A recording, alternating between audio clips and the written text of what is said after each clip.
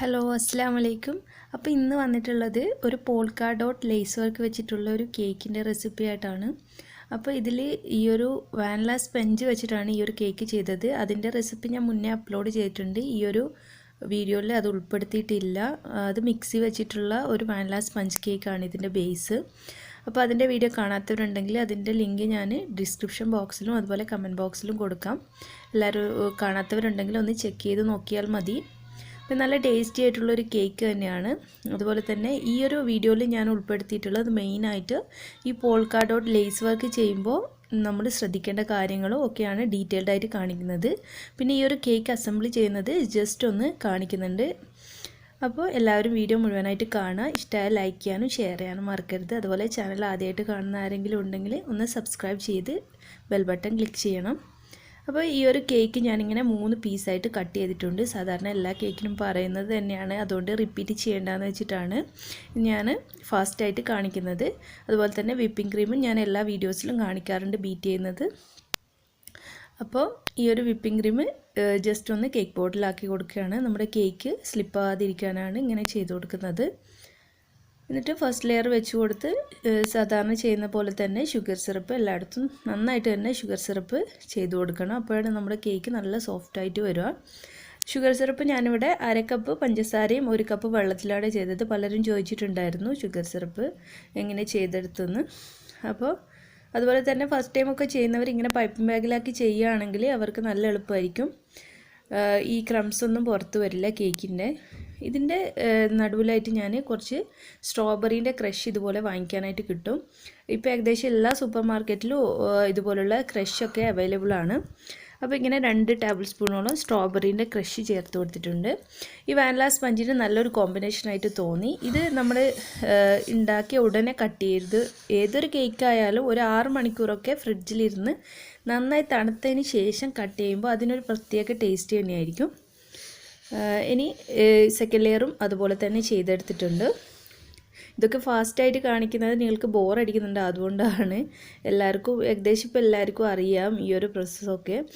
അപ്പോൾ ഞാൻ ലാസ്റ്റ് ഇടുന്ന ആ ഒരു ലെയറാണ് മുകൾ ഭാഗത്തായിട്ട് വെച്ച് കൊടുത്തിട്ടുള്ളത്. അപ്പോൾ നമുക്ക് നല്ലൊരു ഫിനിഷിങ് കിട്ടും, അത് നല്ലൊരു സ്മൂത്തായിട്ട് കിട്ടും. അപ്പോൾ ഞാൻ സൈഡ്സിലൊക്കെ ഒന്ന് വിപ്പിംഗ് ക്രീം ആക്കി കൊടുക്കുന്നുണ്ട്.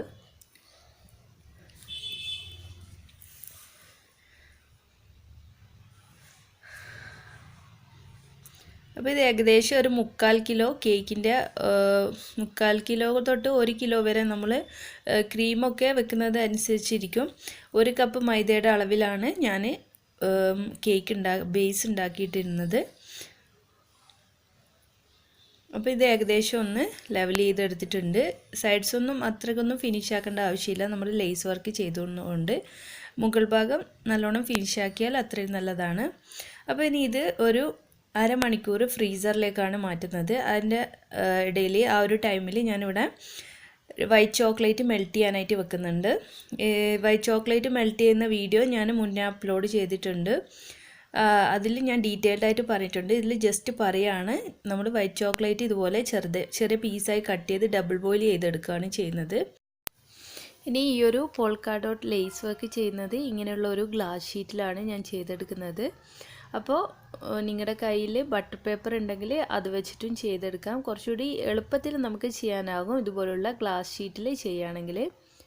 അപ്പോൾ ഞാൻ ഈ ഗ്ലാസ് ഷീറ്റിനെ ഇങ്ങനെ നീളത്തിൽ കട്ട് ചെയ്തെടുത്തതാണ്. ഈ ഒരു കേക്ക് ടിന്നിൻ്റെ അളവിൽ വെച്ചിട്ട് നമുക്ക് എത്ര വീതിയാണോ വേണ്ടത് അതുപോലെ വീതിയും പിന്നെ നീളം എടുത്തിട്ടുണ്ട്. വീതി എടുക്കുമ്പോൾ കേക്കിൻ്റെ നമ്മൾ കേക്ക് ഉണ്ടാക്കിയ ആ ഒരു ടിന്നിനേക്കാൾ കുറച്ച് കൂടുതലായിട്ട് എടുക്കണം.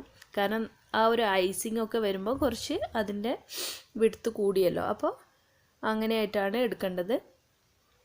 അതുപോലെ തന്നെ നമുക്ക് കേക്കിനേക്കാളും ഹൈറ്റിൽ ഈ ഒരു ലേസ് വർക്ക് നിൽക്കണമെങ്കിൽ അതുപോലെ ആ ഒരു അളവിൽ എടുത്താൽ മതി. ഞാനിപ്പോൾ ഈ ഒരു കേക്ക് ടിന്നിൻ്റെ സെയിം ഹൈറ്റിൽ, അതായത് എൻ്റെ കേക്ക് ഈ ഒരു ഹൈറ്റിലാണ് കിടക്കുന്നത്, അതുകൊണ്ട് ഈ ഒരു ഹൈറ്റിലാണ് അളവെടുത്തിട്ടുള്ളത്.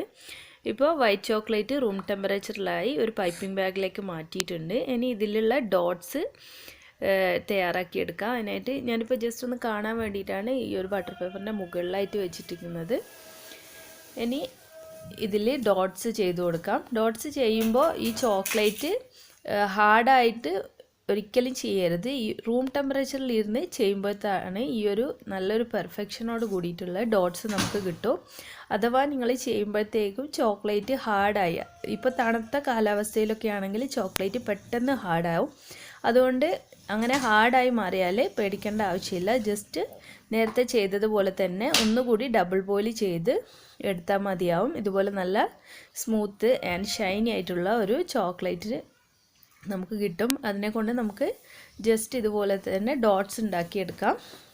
അപ്പോൾ ഞാൻ മുന്നേ ഒരു വീഡിയോ അപ്ലോഡ് ചെയ്തിട്ടുണ്ട് ഇതിൻ്റെ തൊട്ട് മുന്നായിട്ട്, ഹോം മെയ്ഡ് ചോക്കോ ചിപ്സിൻ്റെ. അപ്പോൾ ആ ഒരു ചോക്ലേറ്റ് ചിപ്സിൻ്റെ വീഡിയോയിൽ ഞാൻ ഡീറ്റെയിൽഡായിട്ട് പറഞ്ഞിട്ടുണ്ട് ഈ ചോക്ലേറ്റ് മെൽറ്റ് ചെയ്യുന്നതൊക്കെ. അതുപോലെ തന്നെ ഞാൻ ചാനൽ സ്റ്റാർട്ട് ചെയ്ത സെക്കൻഡ് വീഡിയോ ആയിരുന്നു ഹോം മെയ്ഡ് ചോക്ലേറ്റ്സിൻ്റെത്. അതിലും ഡീറ്റെയിൽഡായിട്ട് പറഞ്ഞിട്ടുണ്ട്. അപ്പോൾ അതിൻ്റെയൊക്കെ ലിങ്ക് ഞാൻ ഡിസ്ക്രിപ്ഷനിലും കമൻറ്റ് ബോക്സിലും കൊടുക്കാം. അപ്പോൾ അതൊക്കെ കാണാത്തവരുണ്ടെങ്കിൽ ഒന്ന് ചെക്ക് ചെയ്ത് നോക്കിയാൽ മതി. ഇപ്പോൾ നമ്മുടെ ഡോട്ട്സ് ഒക്കെ ഇവിടെ റെഡി ആയിട്ടുണ്ട്. ഇനി ഇത് ജസ്റ്റ് ഒന്ന് തണുക്കുമ്പോഴത്തേക്കും ഞാൻ ഡാർക്ക് ചോക്ലേറ്റ് മെൽറ്റ് ചെയ്യാനായിട്ട് വെച്ചിട്ടുണ്ടായിരുന്നു. അത് മെൽട്ടായി റൂം ടെമ്പറേച്ചറിൽ വന്നിട്ടുണ്ട്. അപ്പോൾ ഇതുപോലെ ഡാർക്ക് ചോക്ലേറ്റിനെ കൊണ്ട് നമുക്കൊന്ന് വരച്ചു കൊടുക്കാം. ഇഷ്ടമുള്ള ഡിസൈനിൽ ചെയ്തു കൊടുക്കാം. പക്ഷേ അധികം അകലം പാടില്ല. നമ്മൾ ഒരുപാട് പ്രാവശ്യം അങ്ങോട്ടും ഇങ്ങോട്ടും ആയിട്ട് ഇത് ചെയ്തെടുക്കുമ്പോഴാണ് ഇത് നമുക്ക് കറക്റ്റ് പെർഫെക്ഷനിൽ കേക്കിലേക്ക് വെക്കുമ്പോൾ അത് പൊട്ടിപ്പോകാതെ കറക്റ്റ് കിട്ടണമെങ്കിൽ നമ്മൾ ഇതുപോലെ ഒറ്റ പ്രാവശ്യം ചെയ്തെടുത്താൽ കിട്ടില്ല. അതായത് നമ്മൾ കുറേ പ്രാവശ്യം ഇതുപോലെ അങ്ങോട്ടും ഇങ്ങോട്ടും സിഗ്സാഗ് മോഷനിൽ അല്ലെങ്കിൽ റൗണ്ടിൽ നിങ്ങൾക്ക് ഇഷ്ടമുള്ള ഷേപ്പിൽ ചെയ്തെടുക്കാം. സ്റ്റാർ ഇഷ്ടമുള്ള ഏതൊരു ഷേപ്പിൽ വേണമെങ്കിൽ ചെയ്തെടുക്കാം. ഇതാകുമ്പോൾ എല്ലാവർക്കും പെട്ടെന്ന് ബിഗിനേഴ്സിനൊക്കെ ചെയ്തെടുക്കാവുന്ന ഒരു ഡിസൈനാണ്. അതാണ് ഞാൻ ഇത് കാണിക്കുന്നത്. അപ്പോൾ ഇതുപോലെ തന്നെ ഞാൻ ക്രോസ് ആയിട്ടും വരഞ്ഞു കൊടുക്കുകയാണ്. ഇങ്ങനെ 4 പ്രാവശ്യം ഞാൻ ഇതിൽ വരഞ്ഞെടുക്കുന്നുണ്ട്. അത് ജസ്റ്റ് ഒന്ന് ഫാസ്റ്റായിട്ട് കാണിക്കാം.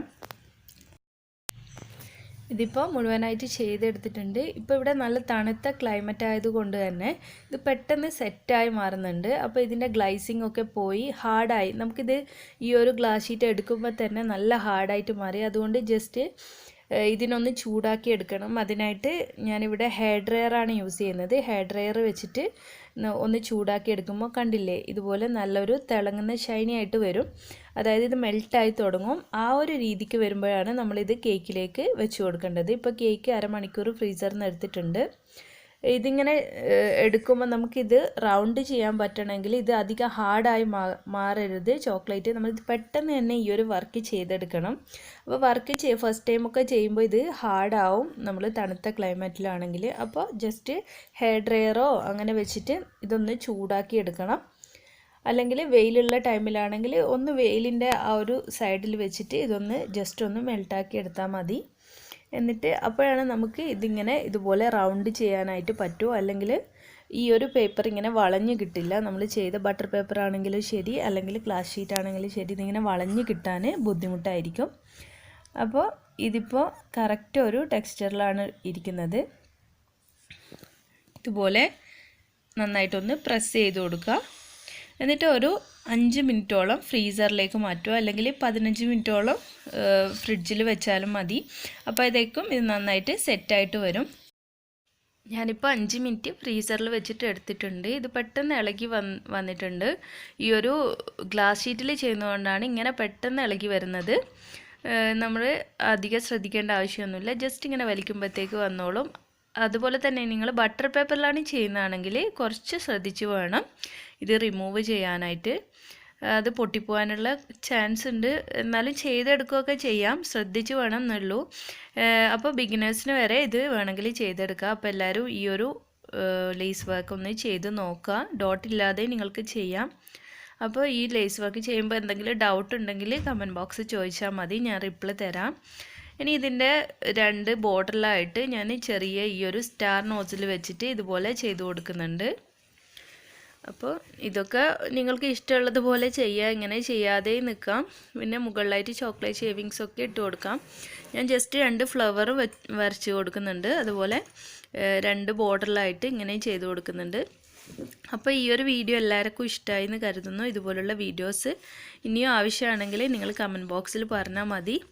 അതുപോലെ തന്നെ നിങ്ങളിൽ ആരെങ്കിലും ആദ്യമായിട്ട് ചാനൽ കാണുന്നവരുണ്ടെങ്കിൽ സബ്സ്ക്രൈബ് ചെയ്തൊന്ന് സപ്പോർട്ട് ചെയ്യണം. സബ്സ്ക്രൈബ് ചെയ്താൽ മാത്രം പോരാ, അപ്പോൾ വരുന്ന ആ ഒരു കുഞ്ഞു ബെൽ ബട്ടൺ കൂടി ക്ലിക്ക് ചെയ്താലാണ് ഞാൻ അപ്ലോഡ് ചെയ്യുന്ന വീഡിയോസ് നിങ്ങൾക്ക് മുടങ്ങാതെ നിങ്ങളുടെ ഫോണിലെത്തി കാണാൻ കഴിയും. അപ്പോൾ ഇതുവരെ സപ്പോർട്ട് ചെയ്ത എല്ലാവർക്കും ഒരുപാട് താങ്ക്സ്. വീഡിയോ ഇഷ്ടമായ ലൈക്ക് ചെയ്യുക, അതുപോലെ ഷെയർ ചെയ്യുക, ഫ്രണ്ട്സിനൊക്കെ ഒന്ന് ഷെയർ ചെയ്ത് കൊടുക്കുക.